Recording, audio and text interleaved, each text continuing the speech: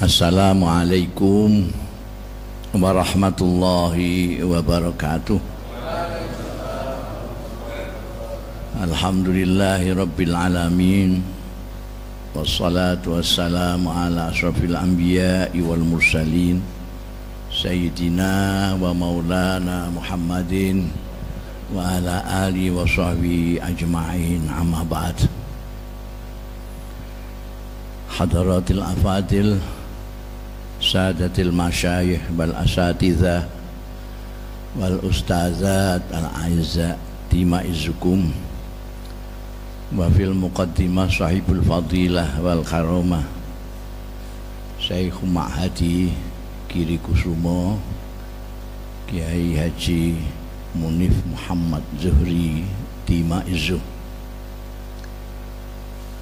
para tokoh masyarakat, tokoh pendidikan, tokoh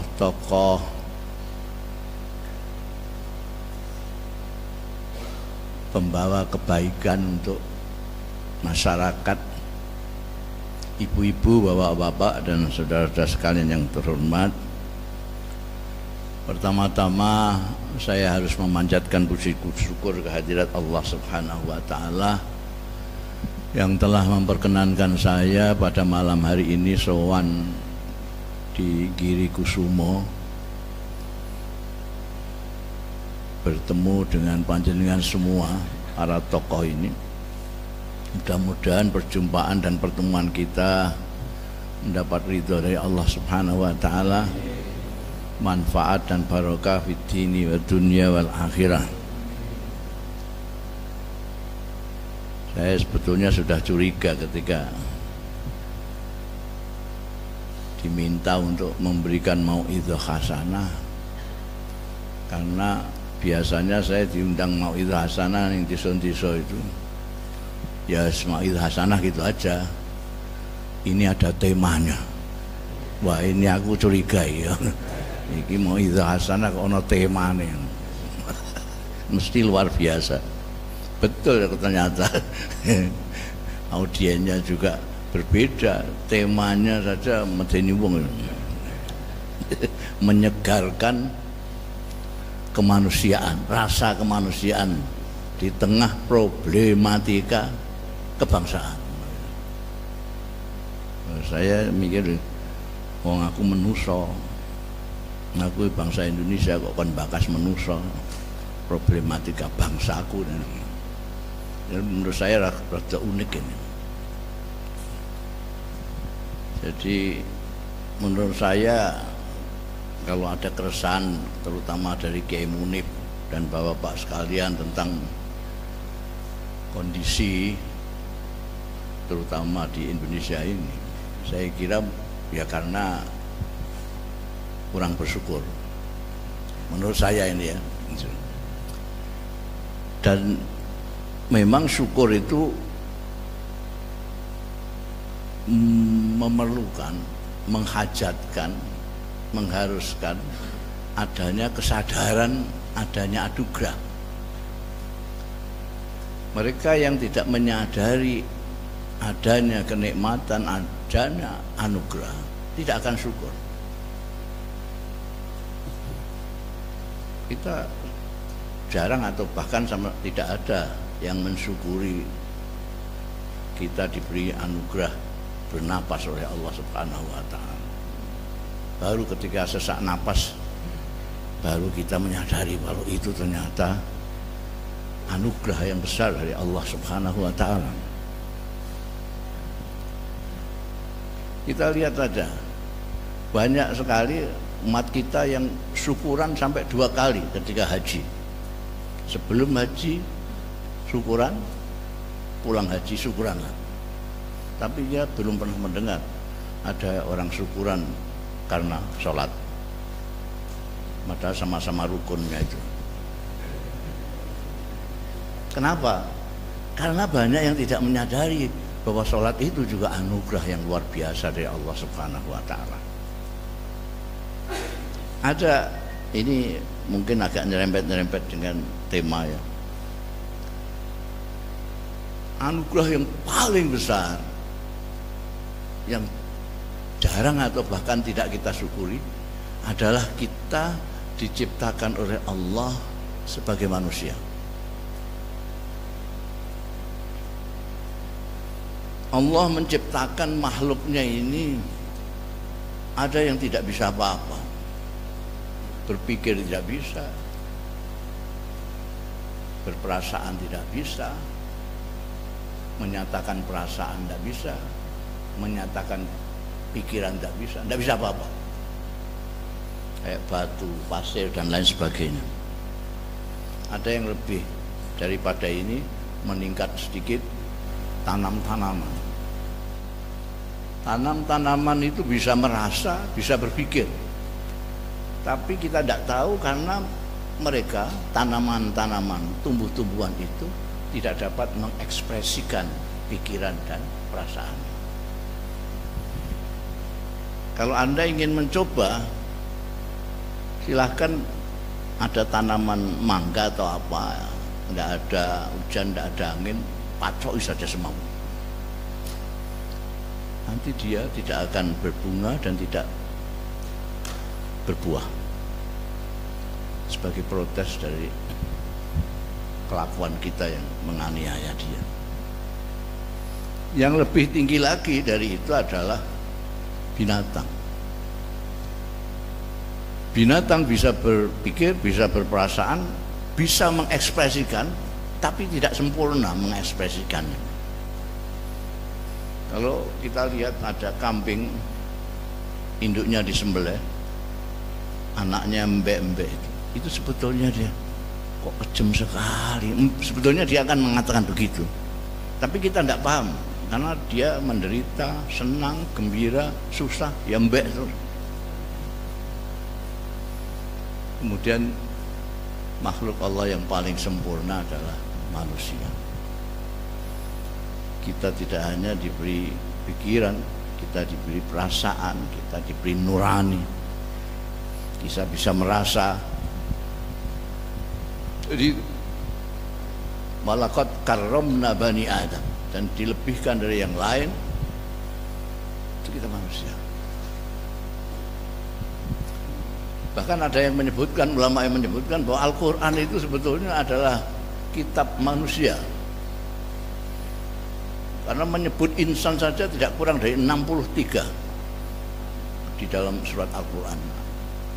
Yang biasa buka-buka Quran, silakan, Al-Insan 63. Yang pertama, datangnya ayat pertama kali itu sudah menyebut insan.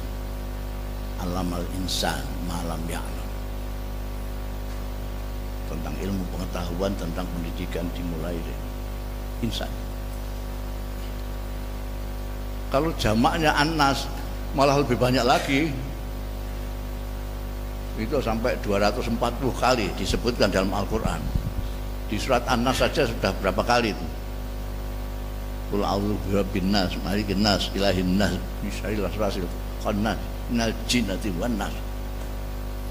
Manusia.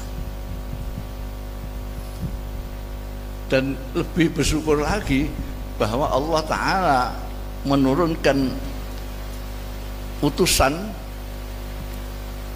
yang menjadi panutan kita. Manusia terakhir ini ialah manusia yang paling manusia, Nabi Muhammad sallallahu alaihi wasallam. Saya sering mengatakan Kanjeng Nabi itu manusia, tidak sekedar manusia, manusia yang mengerti manusia. Manusia yang mengerti manusia dan memanusiakan manusia. Banyak pemimpin yang kelihatannya manusia, tapi tidak ngerti manusia. Tidak ngerti manusia. Dianggapnya semua orang belum menjadi manusia sebelum sama dengan dirinya. Kalau dia ahli zikir,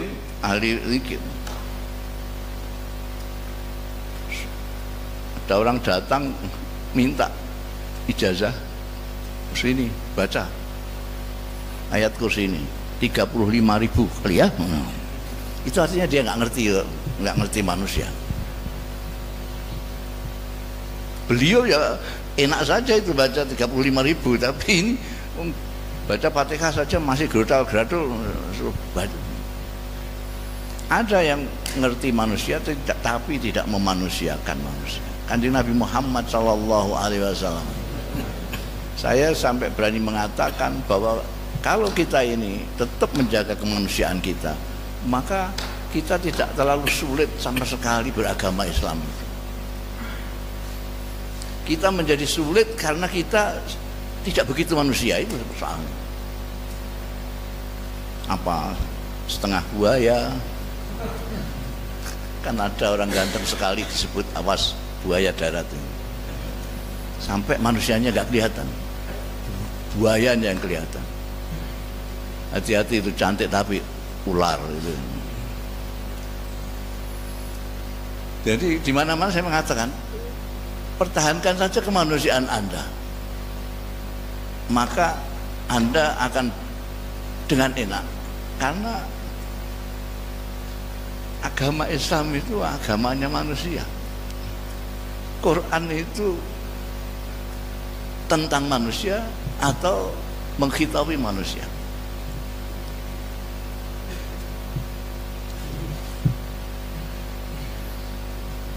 Manusia artinya umumnya manusia. Kalau ada, meskipun itu misalnya serbannya sak ban truk, jenggotnya sak dodong, tapi memberi fatwa di mana orang tidak kuat. Misalnya kalau kok ingin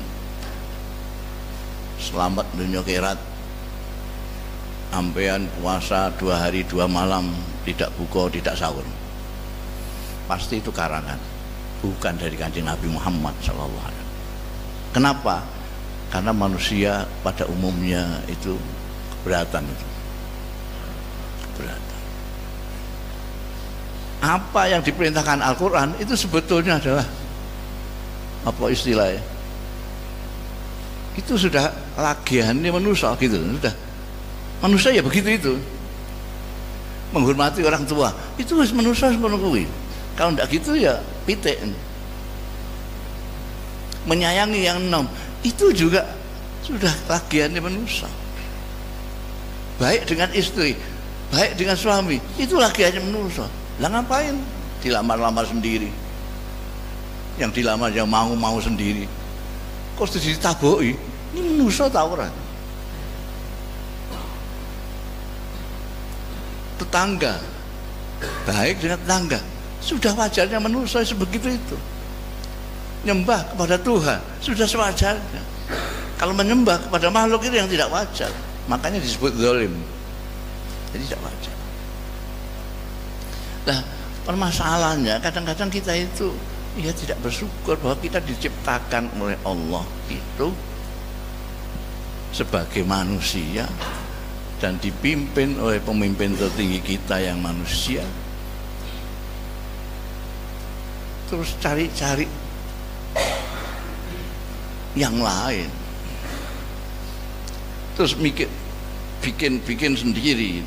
Ini sudah dibikin oleh Tuhan, gampang untuk manusia karena agama itu bukan untuk Allah tapi untuk manusia.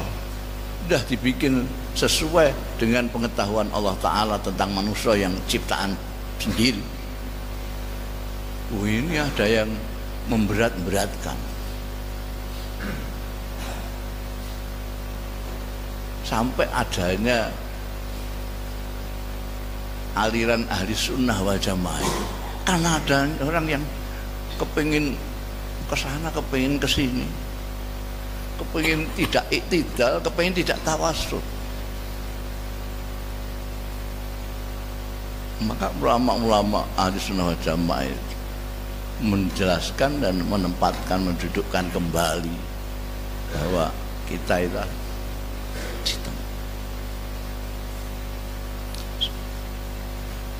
coba sekarang ini apa namanya yang kita lihat dalam masyarakat kita ini. Bangsa Indonesia ini konon kabarnya mayoritas umat Islam. Umat Islam. Jadi kalau Indonesia ini terpuruk, yang paling bertanggung jawab orang Islam lah. Yang paling bertanggung jawab adalah kiai-kiai dan rektor-rektor Islam. Tapi kalau Indonesia ini bagus, maka yang paling harus bersyukur pertama kali adalah mereka-mereka umat Islam. Nah, sayangnya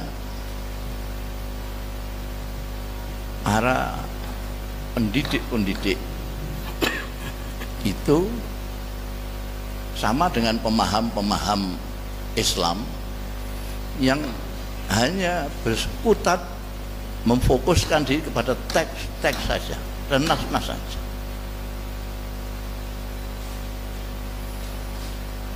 Orang pintar banyak sekali, apal ini. Ada ustadz itu yang ngapal sampai ini ayat surat ini ayat sekian pojok Quran yang cetakan sebelah sini. Dulu itu tahu. Saking ngalim itu, ngalim. Yang disebut-sebut alim banget oleh Kiai Munib itu kan saya. Oh, itu sudah merupakan contoh kemerosotan daripada ilmu pengetahuan. Saya kok ngalim itu piye? Mau isane ngomong tok. Tadi sudah disindir pertama kali, isane ngomong tok. Jadi apa namanya? Banyak. Saya ingin contohkan pada kiai-kiai dulu aja. Kiai-kiai pesantren dulu itu tidak hanya teks, tidak hanya memberikan pengajaran, tapi pendidikan. Kita sering merancukan antara pendidikan yang notabene taklim dengan tarbiyah. Tarbiyah, kalau pendidikan itu tarbiyah, kalau pengajaran itu taklim itu hanya memberikan informasi aja kepada murid-murid. Dikasih informasi Quran, ngerti Quran. Tapi kelakuannya Qurani atau tidak, itu urusannya tarbiyah, pendidikan. Kiai-kiai pesantren dulu itu mendidik, tidak hanya mengajar. Bahkan dulu itu mengajarnya buruk sekali, tidak pakai metode didaktik. Istilahnya Anda sekalian itu tidak pakai metode didaktik. Ngaji ya, ambil ngantuk-ngantuk segini. Napa niku wau al-ittirar utawi napa niku wau al-ittirar kiai ambil ngantuk-ngantuk itu. Al-ittirar iku angel temencung diliwati ayo alhamdulillah. Ngajarannya itu dulu Mbah Maksum Allah yarham, Mbah Maksum alim-alimnya orang Jawa Tengah dulu itu nek mulang pasaran ya tidur sampai tidur. Oh, beliau kegiatannya banyak, mulang ambil ngantuk. Didehemi santrinya terus bangun, terus dikepet ya gelis katam. Tapi pendidikannya itu tarbiyahnya luar biasa. Hasilnya apa? Ini mau cocok-cocokan sampai yang ahli-ahli itu. Kalau perlu kita juga adakan penelitian. Kalau saya melihat ini hasil dari kiai-kiai pesantren, adanya budaya keberagamaan Islam di desa-desa. Di desa itu tidak seperti ustadz-ustadz kota itu sedikit-sedikit dalil.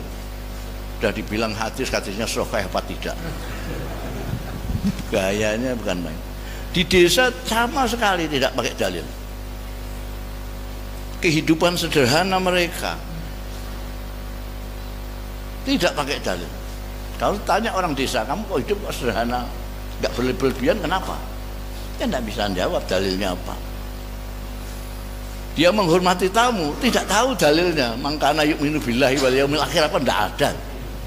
Orang desa selalu menghormati tamu. Baik dengan tetangga.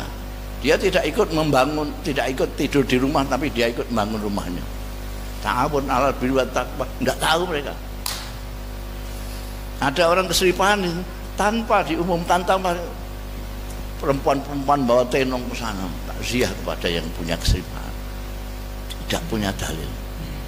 Itulah Islam yang sudah menjadi budaya. Itulah ajaran.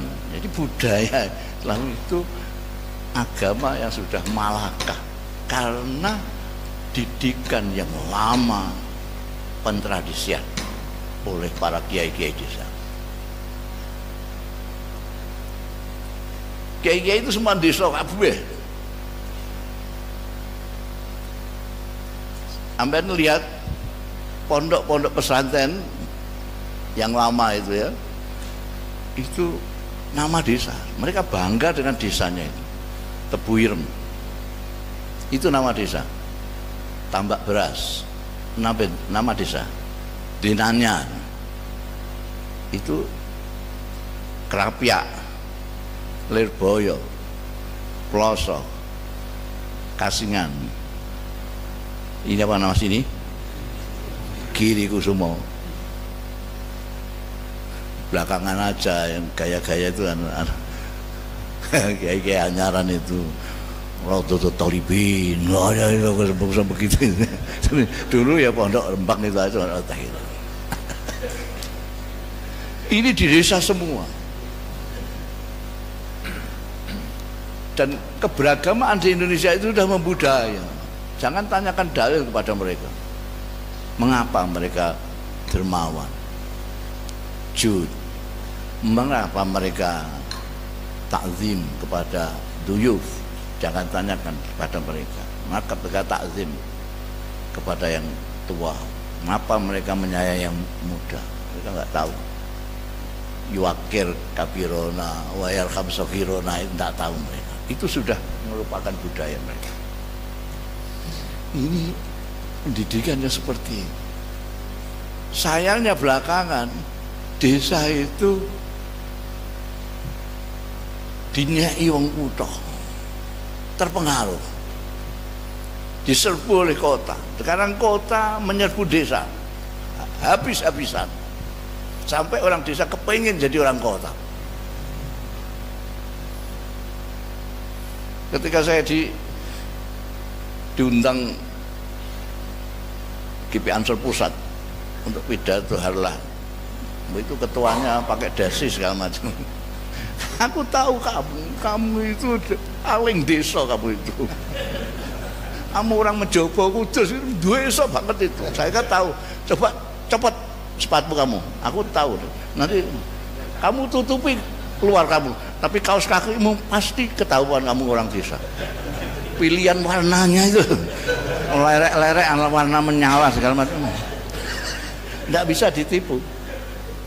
Sampean jangan mengkota-kotakan diri. Kalau bisa betul-betul pejuang itu, desakan kota itu. Yang saya masukkan desakan kota itu, budayakan ajarannya Rasulullah Shallallahu Alaihi Wasallam itu ke kota. Sekarang orang itu tekstual saja. Dia dianggap alim, ahli agama kalau dia bisa dalil, tahu ini di pojok mana halamannya, kalau ayatnya berapa, soalnya pojoknya itu.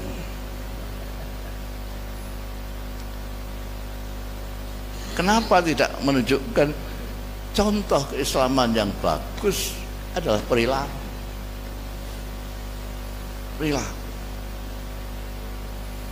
Dan itu kita kalah ini. Sekarang ini kalah karena desa sudah dijajah oleh kota dan orang desa menyerah.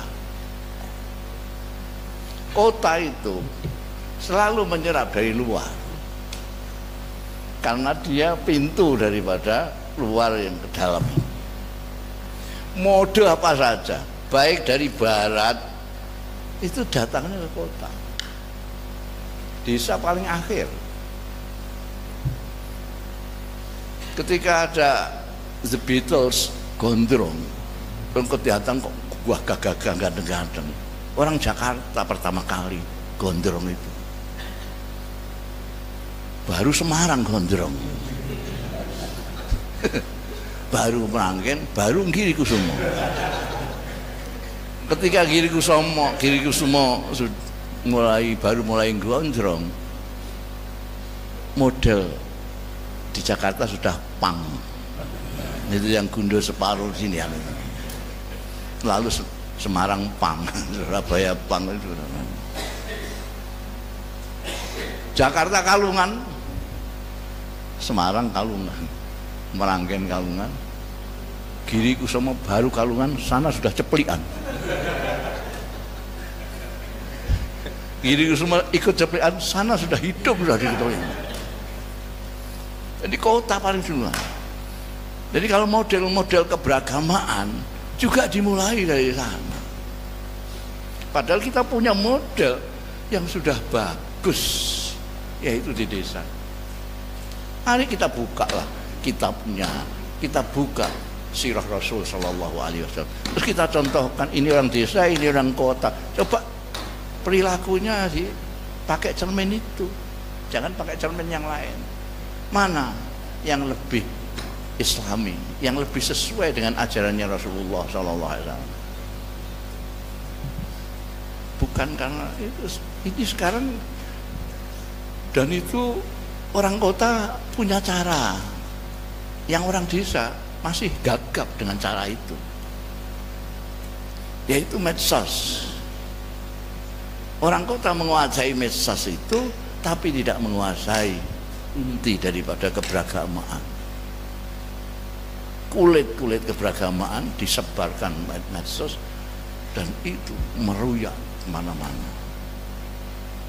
Orang-orang, anak-anak muda kita, milenial itu tertarik sekali. Wah, ini ajib ini. Mulainya keberagamaan yang baru model-model ini juga dari luar. Dari luar. Dulu yang ngerti tentang agama Islam dengan bahasa aslinya itu di pesantren, kiai-kiai saja. Di luar tidak tahu.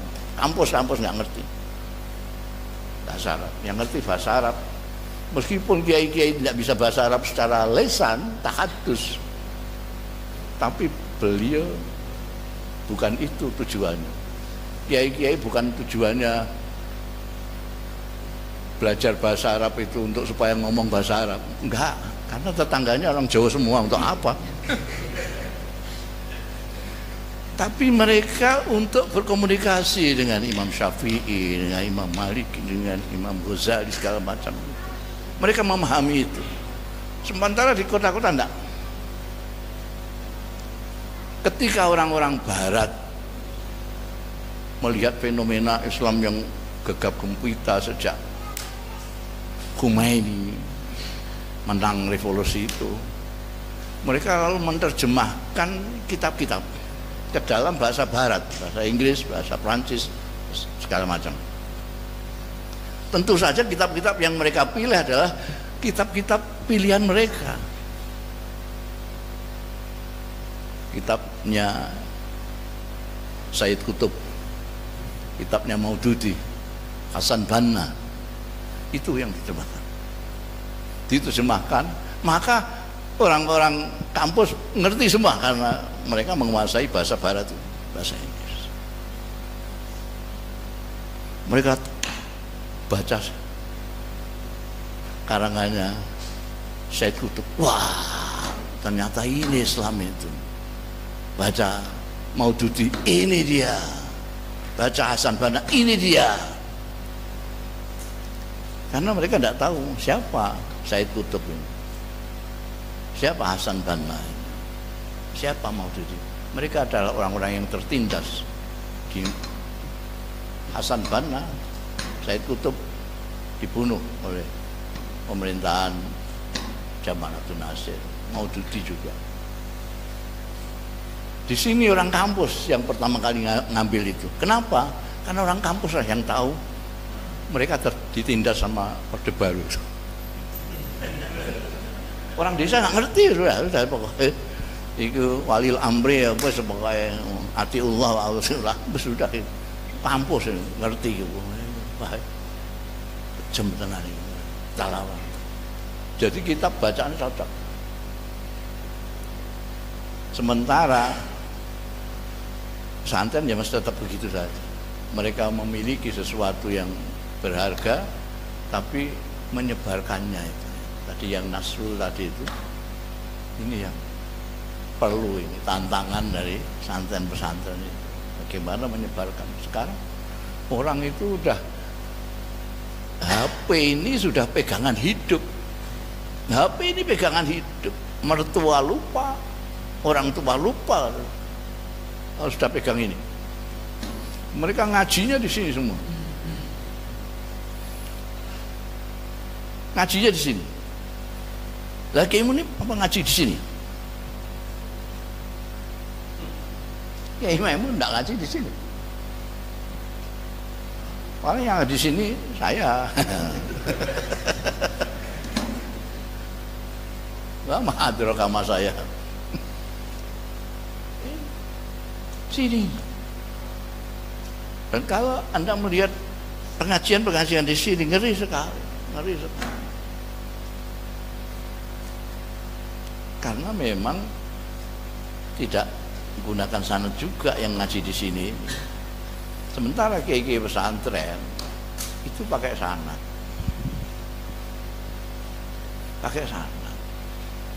Jadi Kiai Munib dari mana? Minimal dari Kiai Muhammad Zuhri. Kiai Muhammad Zuhri dari mana? Minimal dari Kiai Khalil bin Harun. Kiai Khalil bin Harun dari mana? Minimal dari Kiai Harun. Terus sampai ke Syekh Umar Hamdan, Syekh Saleh, segala macam nanti ke Rasulullah Sallallahu Alaihi Wasallam. Karena itu kebanggaan orang-orang pesantren itu kan dia punya sanad. Pertanggungjawaban ilmiah yang paling bertanggung jawab sanad. Tidak hanya dipertanggungjawabkan di hadapan manusia, tapi di hadapan Tuhan yaumul hisab. Mengapa kamu bisa mengatakan ini dawuhnya Rasulullah Sallallahu Alaihi Wasallam? Bisa dipertanggungjawabkan oleh kiai sampai ke yaumul kiamat. Pertanggungjawaban ilmiahnya sampai yaumul kiamat. Tapi ya itu di dalam nasrul penyebarannya kalah dengan cara-cara mereka. Ketika saya mengatakan ini salah, jawabannya orang milenial, kalau salah kok banyak pengikutnya gitu. Kalau ini tidak benar, kenapa followernya banyak sekali? Ya saya jawab ngawur juga. Di dalam Al-Quran itu disebutkan wa fauqa kulli dzi ilmin alim. Di atas orang yang alim masih ada yang alim, pasti. Jadi jangan sombong kamu kalau ngalim. Di atasmu masih ada yang alim. Wa fauqa kulli dzi ilmin alim. Itu kata Quran. Kata saya karena ada fauqa, ada taht.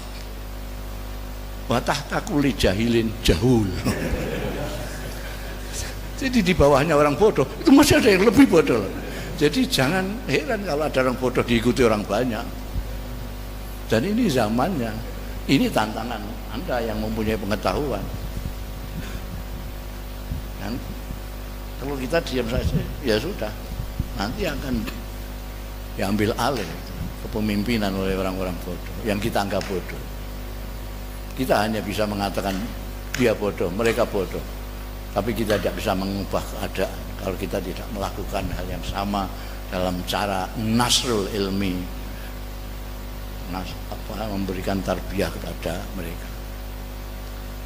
Saya kira itu cocok dengan temanya apa enggak ya, cocok-cocokkan sendirilah. Saya kira permasalahannya itu, masalah kita itu. itu kita ikut bertanggung jawab. Yang memiliki ilmu bersanad ini sangat bertanggung jawab kalau sampai kalah dengan ilmu-ilmu cuplikan dan cuplikan sini tanpa sanad dari Rasulullah Shallallahu Alaihi Wasallam. Ini kau oke, ampun kamu ya. Saya kira itu, dan apa namanya, saya mohon maaf kalau dulu marah-marah. Ketika saya mundur dari itu beliau marah.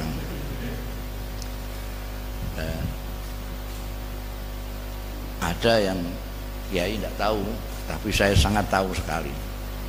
Jadi ada yang jenengan tidak tahu sama sekali, saya tahu sekali. Yaitu bahwa saya itu tidak pantas jadi rais. Jadi yang saya tahu persis itu. Jenengan tidak tahu, tapi saya tahu persis. Saya tidak pantas karena itu. Saya tidak akan melakukan sesuatu kalau saya tidak bisa. Kalaupun bisa ya tak isa-isa nang ini gitu. Seperti inilah bisa-bisa saya itu. Ya. Saya itu dikasihi sama Tuhan, ditutupi bodoh saya oleh Allah Ta'ala, sehingga ketoknya seperti hanya saya ditutupi usia saya oleh Allah Ta'ala. Jadi seolah-olah Anda menganggap saya itu masih muda, padahal saya sudah tua sekali.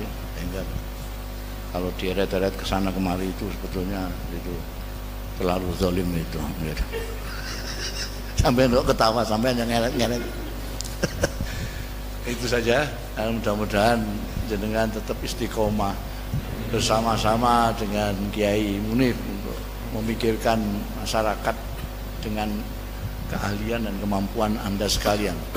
Pasti Anda akan bisa berbuat lebih banyak daripada yang lain karena kecimpungan Anda sekalian pada ilmu pengetahuan. Agama kita adalah agama manusia dan agama ilmu pengetahuan. Saya kira itu, kurang lebihnya mohon maaf. Wallahu yuwaffiquna ila ma fi ridhah. Astaghfirullahaladzim li wa lakum wal afu minkum. Astaghfirullahaladzim fi qaulin bila amalin. Assalamualaikum warahmatullahi wabarakatuh.